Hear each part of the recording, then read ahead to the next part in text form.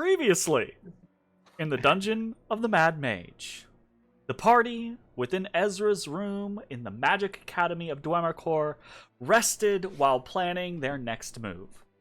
They had already bested a devil here and gained the knowledge of the way forward, but it seemed as if the Academy's many students had just as many problems they wanted solved.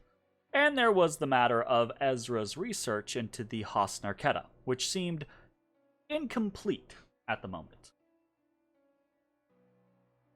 The party decided to first accept Spite Harrowdale's invitation and see what the young prodigy wanted. On their way through the academy halls, they encountered the Illithid mage Cephalosk. He seemed very interested in the party's actions, especially in regards to Spite, and even had a private telepathic conversation with Bones about his dislike for the youth, even inferring that he would like the young man to no longer be around. However, Cephalosk was standoffish, and as conversation stagnated, the party took their leave. Though, as they did so, they forgot about the trapped Medusa statue and were shot in the back while the Illithid watched. A brief reminder that the halls of Dwemercore were a deadly test to the students that inhabited them. Shortly after, the party arrived in the dorm Essentia and met with Spite Harrowdale and his companion Damara. Spite was pleasant with the party, eagerly answering their questions and even going so far as to allow them to investigate his spellbook, which both Ezrah and Matashtai did, though the monk found no firm connection to the handwriting sample he had taken from the demon summoning circle. Eventually, Spite spoke of a secret laboratory that Halaster had on this level. Spite had reason to believe that there were spellbooks kept there, powerful spellbooks, that could teach him more than what he could learn from the libraries and teachers here in Dwemercore.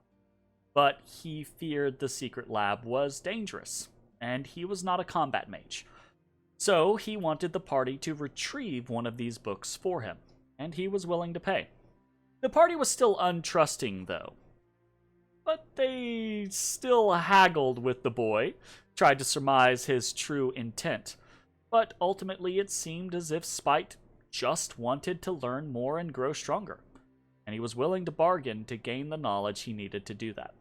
For now, the party agreed to at least investigate, and Bones and Ashes decided to have Spite show them the location of the secret study, while Ezrah and Matashtai headed to the library so that Ezrah could begin the research he needed to do on the Halaster.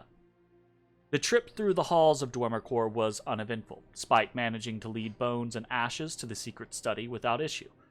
However, Bones did notice the telltale signs of false walls and secret passages along the way in the area they had been warned was the protected front entrance of the academy.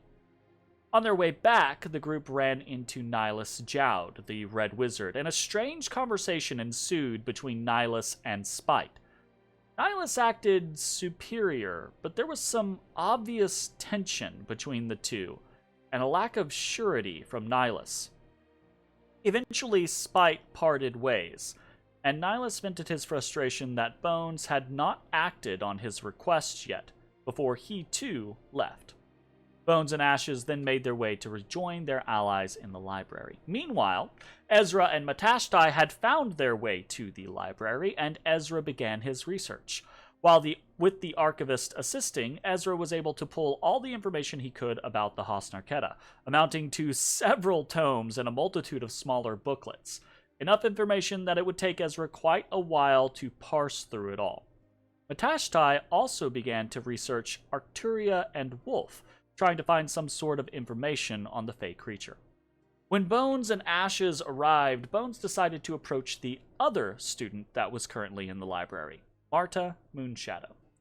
The Moon Elf continued to be incredibly hostile towards the Tabaxi, though never in any action, only in words or demeanor. It was clear something was up, and Bones wasn't getting anywhere with the student, until Matashtai began snooping at her handwriting, and realized that she was a sure match for the runes that had been altered in the conjuration classroom. Hey everybody, thanks for watching. If you enjoyed the video, consider leaving a like, commenting, or subscribing. It really helps me out. If you'd like to see me live, head over to my Twitch at twitch.tv/thedistanthorizon.